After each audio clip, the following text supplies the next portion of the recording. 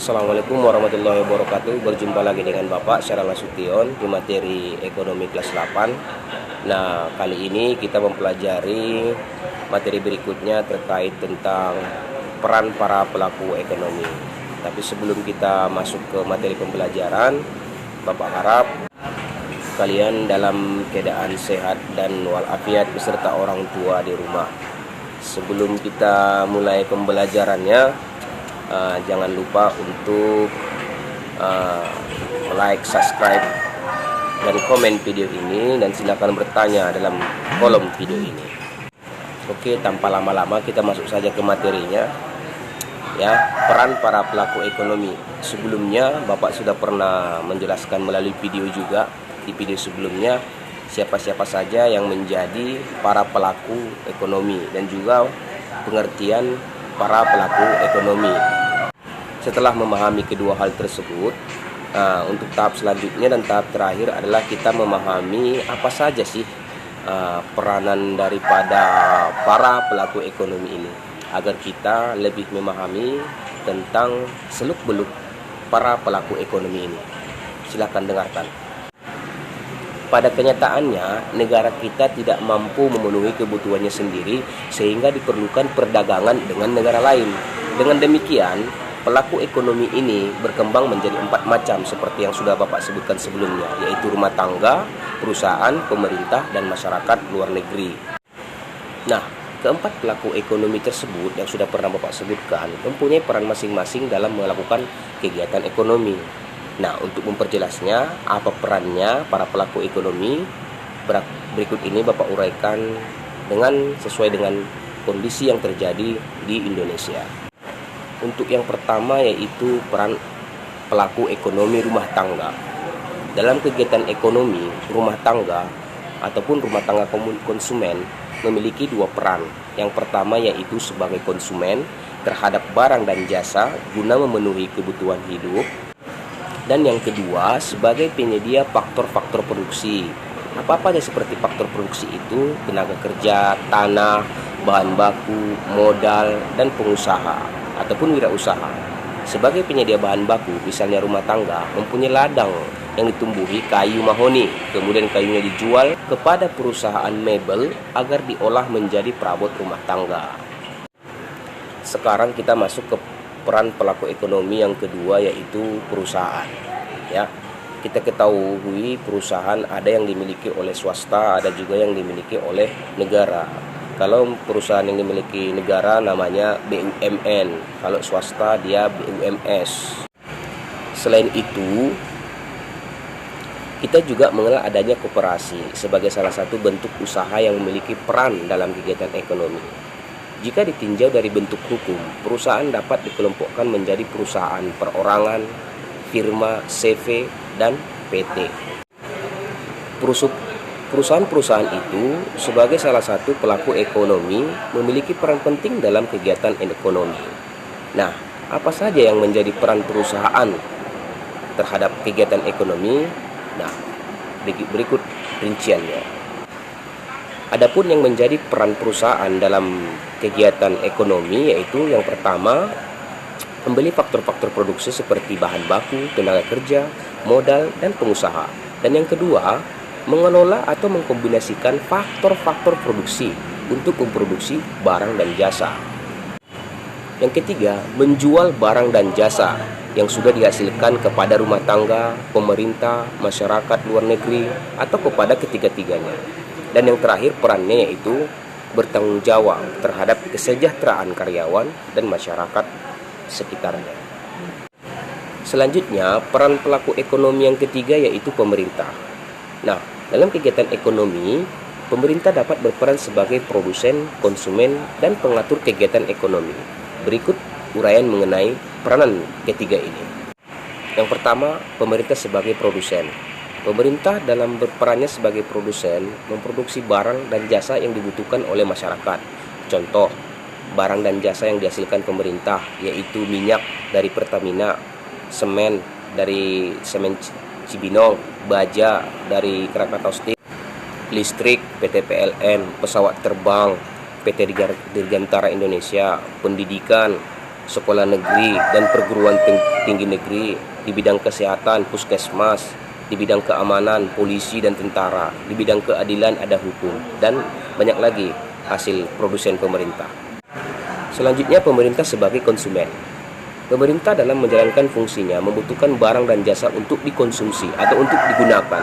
Contoh barang dan jasa yang dibutuhkan oleh pemerintah adalah seperti komputer, meja, lemari, dan lain-lain, ataupun perlengkapan kantor, misalnya kertas, tinta, pensil, dan lain-lain. Maka dari itu, disebabkan pemerintah sebagai konsumen, pengguna, mereka harus membeli kepada pihak-pihak yang lain, baik terhadap masyarakatnya sendiri atau terhadap masyarakat luar negeri. Nah, peran yang ketiga, pemerintah sebagai pelaku ekonomi adalah pemerintah berperan sebagai pengatur kegiatan ekonomi. Dalam perannya sebagai pengatur kegiatan ekonomi, pemerintah membuat berbagai peraturan dan kebijakan yang berkaitan dengan kegiatan ekonomi. Dan untuk penjelasan yang terakhir, yaitu peran pelaku ekonomi nomor 4, yaitu masyarakat luar negeri.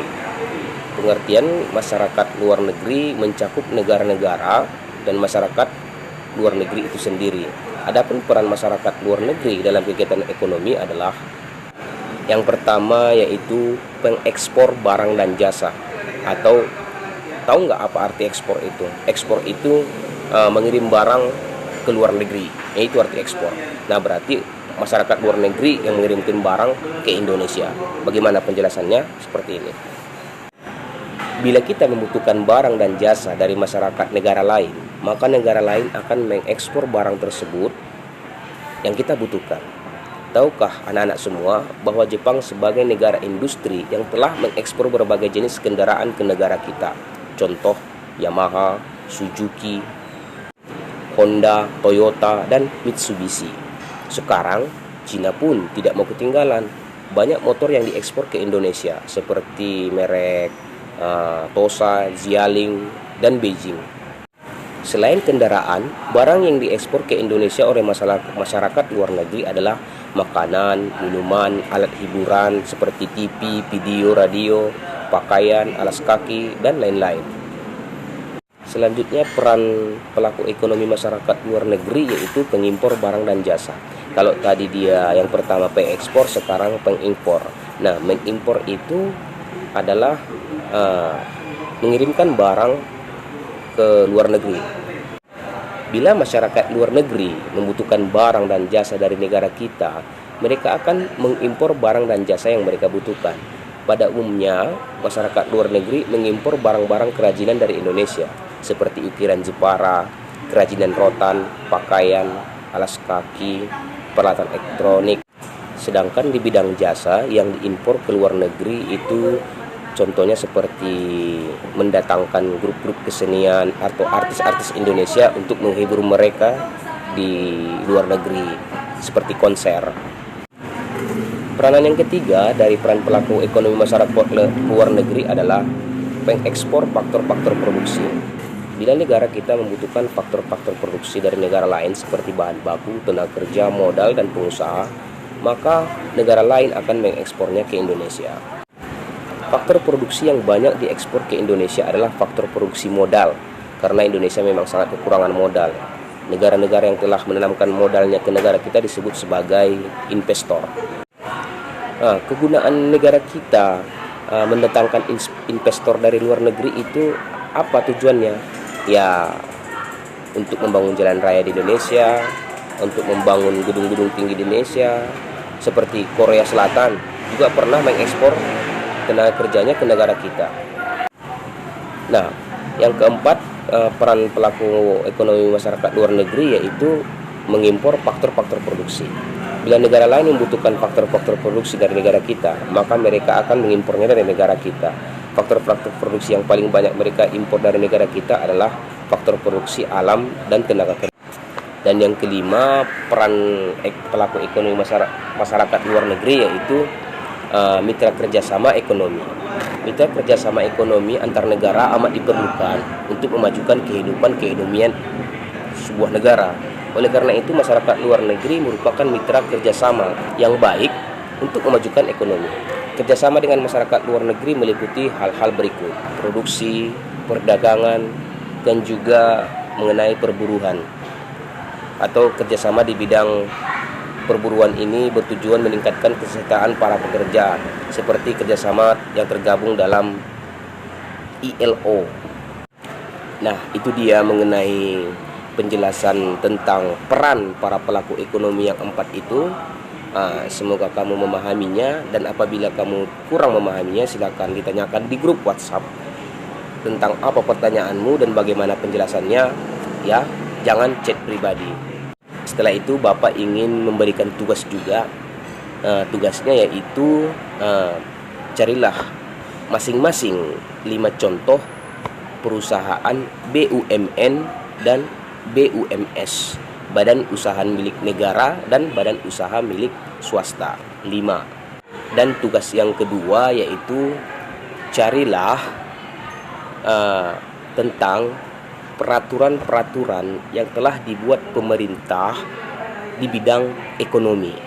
Ya, tulislah sebanyak mungkin yang kamu ketahui peraturan pemerintah dalam bidang ekonomi. Segitu saja, Bapak ucapkan terima kasih. Mohon maaf apabila ada kesalahan. Tiada manusia yang sempurna. Sehat selalu dan terus semangat belajar darinya agar kamu bisa menjadi anak yang pintar dan cerdas. Assalamualaikum warahmatullahi wabarakatuh.